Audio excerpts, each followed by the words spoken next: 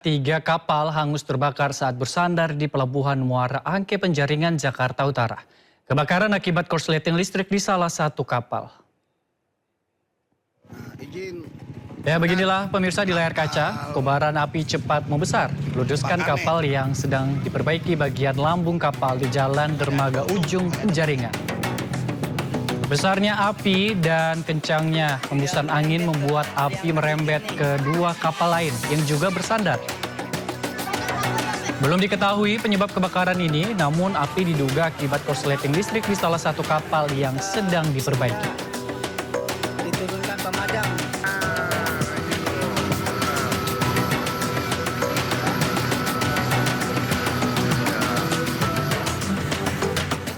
Pemirsa, suara ledakan keras menggegerkan komplek perumahan elit di Medan, Sumatera Utara. Sebuah rumah mewah roboh diduga akibat gas tanam. 2 orang dievakuasi sementara 4 orang masih terjebak.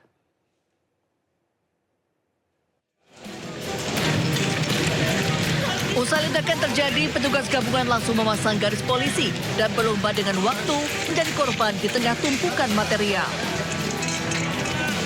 Rumah mewah berantai 2 itu ambruk setelah warga mendengar suara ledakan keras dari dalam bangunan. Bapak Ibu sekalian, yang tidak berkepentingan di luar polis lain terlebih dahulu. Dugaan sementara ledakan berasal dari gas tanam saat sejumlah pekerja tengah melakukan renovasi rumah. Hasil investigasi awal, adanya kebocoran dari pipa gas tanam atau pipa gas bawah tanah. Tadi kami sudah masuk dengan menggunakan alat pendeteksi gas, memang terdeteksi di situ. Hingga kini polisi masih melakukan identifikasi dan berupaya mengevakuasi 4 korban yang masih terjebak di dalam rumah. Polisi juga meminta warga untuk tidak mendekati TKP. Dari Medan, Sumatera Utara, Aminur Rasid, iNews melaporkan. Kita beralih ke informasi lainnya, pemirsa. Aksi unjuk rasa berlangsung di Gedung Kejaksaan Agung. Sejumlah elemen mahasiswa menuntut Kejaksaan Agung segera menangkap ex-Jampitsus Febri Adriansyah. Aksi unjuk rasa berlangsung di depan Gedung Kejaksaan Agung Jakarta.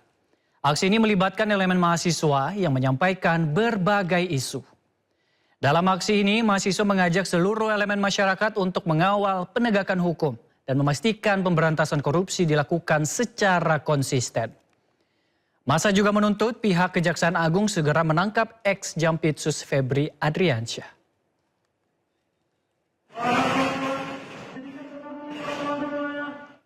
Pemirsa, tidak seperti rekannya, Don Rito setelah jadi tersangka dan diperiksa penyidik, ex-Jampitsus Febri Adriansyah masih berkeliaran. Ahli hukum pidana desak penyidik segera menahan Febri karena berpotensi menghilangkan barang bukti.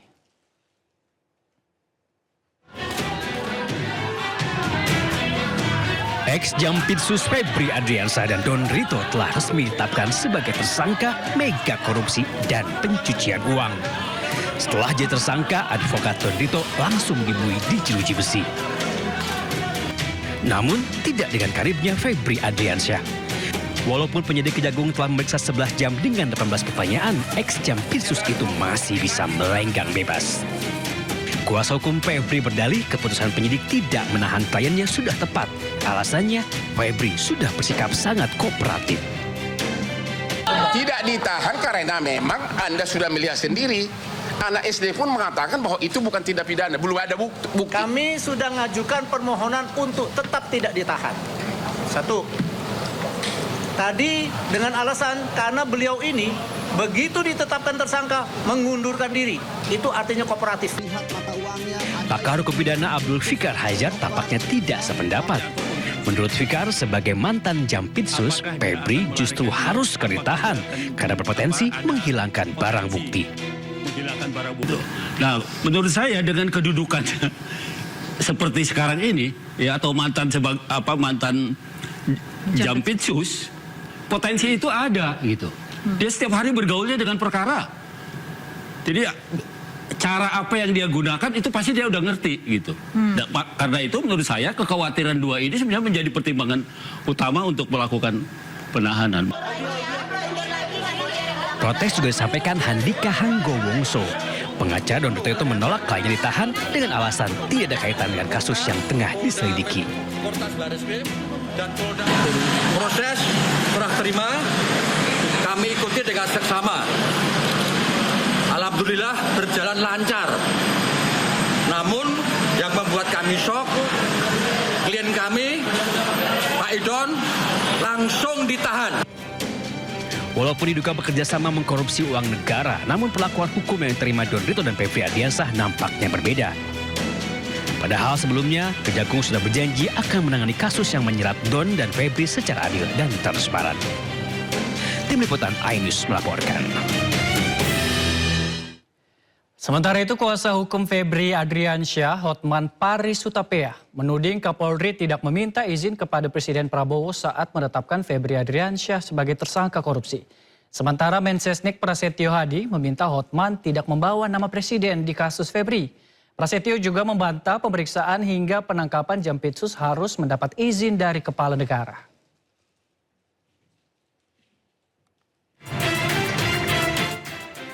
Kuasa hukum Febri Adriansyah, Hotman Paris Hutapea, sesumbar jika Kapolri Jenderal Listio Sigit Prabowo tidak meminta izin kepada Presiden saat menetapkan mantan Jampitsus Febri Adriansyah sebagai tersangka. Hotman berdalih seharusnya Kapolri meminta izin kepada Presiden saat akan menetapkan Febri sebagai tersangka. Hotman bahkan menyebut sebagai tangan kanan Prabowo, Febri telah dikriminalisasi oleh polisi. Yang paling penting kalian bertanya. Kalau Anda punya nyali bertanya, tanya kepada Kapolri. Hei, kenapa nggak nanya Pak Prabowo dulu sebelum melakukan ini terhadap tangan kanan dari yang dibanggakan oleh Presiden Prabowo? Tanya. Saya baru tahu tidak ada izin. Begitu saja dipermalukan. Ada apa? Tanya, makanya malah ini kalian langsung ke Mabes Polri tanya kalau kau bukan pengecut. Merespon pernyataan pengacara Hotman Paris Hutapea yang sempat menyinggung posisi Jampitsus Febri Adriansyah sebagai sosok kebanggaan Presiden Prabowo Subianto dan meminta proses hukumnya dikaji ulang, Menteri Sekretaris Negara Prasetyo Hadi menegaskan proses hukum terhadap mantan Jampitsus Febri Adriansyah tidak memerlukan izin khusus dari Presiden. Ya, itu kan kita kembalikan ke proses hukum ya. Jangan dikait-kaitkan juga dengan Bapak Presiden. Ya, sepenuhnya kita kembalikan ke mekanisme hukum yang berlaku. Tapi kalau pemeriksaan memerlukan izin Presiden, pejabat tinggi itu gimana? Saya rasa ya, saya rasa kembali kepada mekanismenya ya. Saya rasa nggak ada juga. Hanya pada saat masih proses pemeriksaan harus izin Presiden itu kan. Prasetyo juga secara tegas membantah anggapan tindakan hukum atau pemeriksaan terhadap pejabat setingkat Jampitsus harus mendapatkan persetujuan atau izin dari Kepala Negara. Menurutnya, sistem hukum di Indonesia sudah memiliki prosedur tetap yang mandiri. Tim Liputan iNews melaporkan. Sementara itu pemirsa, Menteri Sekretaris Negara Prasetyo Hadi juga menyatakan Presiden Prabowo akan segera terbitkan Kepres terkait pengangkatan Kuntadi sebagai Jampitsus gantikan Febri Adriansyah. Pemerintah targetkan proses administrasi rampung pada pekan ini. Yang akan menjadi Jampitsus itu sudah Insya Allah minggu ini akan kita selesaikan prosesnya. Kortas Tipikor Polri mengumumkan 3 tersangka kasus dugaan korupsi ke perusahaan terkait pengadaan batubara untuk PLN, batubara atau PLNBB. Polri memastikan ketiga tersangka telah ditahan.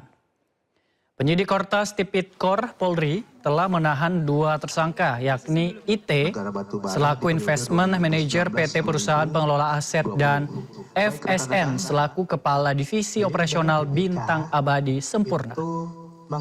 Sementara tersangka FH selaku Direktur PT Bintang Abadi Sempurna saat ini berstatus sebagai narapidana dalam perkara lain dan sedang menjalani pidana di Lapas Salemba.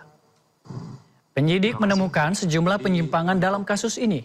Antara lain tidak adanya verifikasi ke PLN Batubara hingga tak adanya verifikasi dokumen. Ini bentuk nyata ya dalam penegakan hukum sekaligus memberikan pesan kepada seluruh masyarakat bahwa setelah melalui rangkaian proses penyidikan yang komprehensif serta koordinasi intensif dengan jaksa penuntut umum, berkas perkara terkait perkara ini telah dinyatakan lengkap atau P21, sehingga penyidik telah melakukan penahanan terhadap tersangka sebagai bagian dari proses penegakan hukum sebelum pelimpahan tahap 2 kepada kejaksaan. Dalam perkara ini, Korps Polri, para penyidik telah melakukan penahanan terhadap 2 orang tersangka, yaitu yang pertama saudara IT selaku Investment Manager PT Perusahaan Pengelola Aset Persero, dan yang kedua adalah saudara FSN selaku Kepala Divisi Operasional PT Bintang Abri Sempurna. Amerika Serikat menggempur Iran selama 8 malam berturut-turut. Serangan ini merupakan balasan terhadap serangan ke pangkalan militer Amerika Serikat di Yordania pada 17 Juli lalu. Ya pemirsa, Komando Pusat Amerika Serikat menyelesaikan serangan terhadap Iran pada 18 Juli 2026. Pasukan CENTCOM berhasil menghantam fasilitas pengawasan pantai, pertahanan udara, kemampuan maritim, dan penyimpanan rudal dan drone Iran. Lebih dari 50.000 pasukan Amerika Serikat di Timur Tengah dikerahkan. CENTCOM sebelumnya telah mengkonfirmasi bahwa 2 tentara Amerika Serikat tewas dan 1 lainnya masih hilang setelah serangan Iran terhadap pangkalan mereka di Yordania. IRGC sebelumnya mengatakan menargetkan pangkalan Amerika di Azraq, Yordania sebagai tanggapan atas serangan Amerika Serikat terhadap infrastruktur Iran.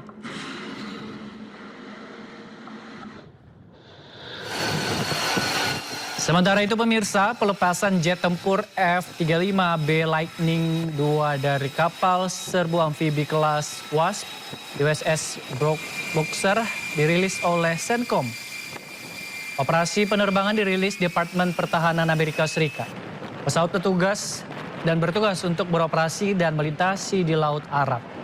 Pesawat ini sebagai bentuk pertahanan serangan dari Iran.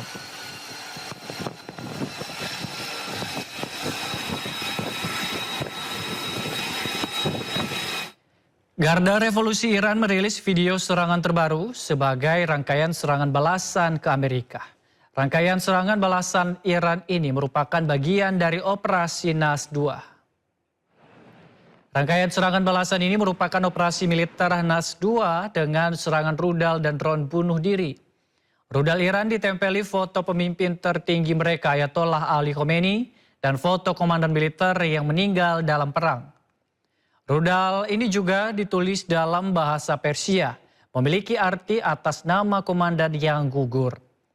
Sejumlah tipe rudal digunakan operasi NAS 2, antara lain rudal Khaybar Sekhan, Zulfaqar Fateh 110, dan drone Shahed.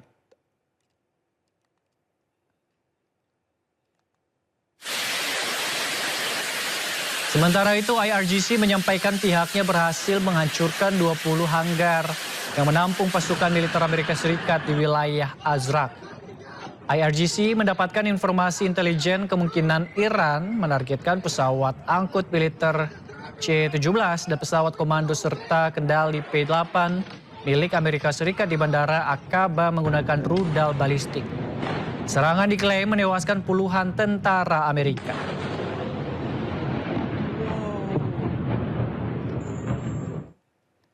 Pemirsa, Israel tega menyerang 2 warga dengan rudal hingga tewas. IRGC merilis bahwa terdapat kekejian kembali dilakukan pihak Israel. Seorang pemuda bersama ibunya berjalan untuk mengungsi. Tiba-tiba dibom. Kedua korban tidak bersenjata, hanya membawa pakaian menuju tenda pengungsian baru. Tidak diketahui lokasi dan waktu penyerangan secara independen, tetapi serangan ini merupakan kejahatan yang paling keji.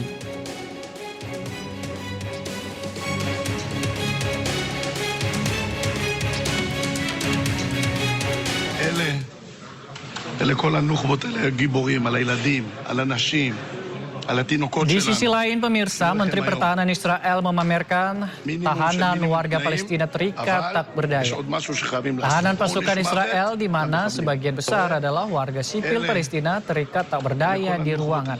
Bab penjahat melakukan kriminalitas tinggi.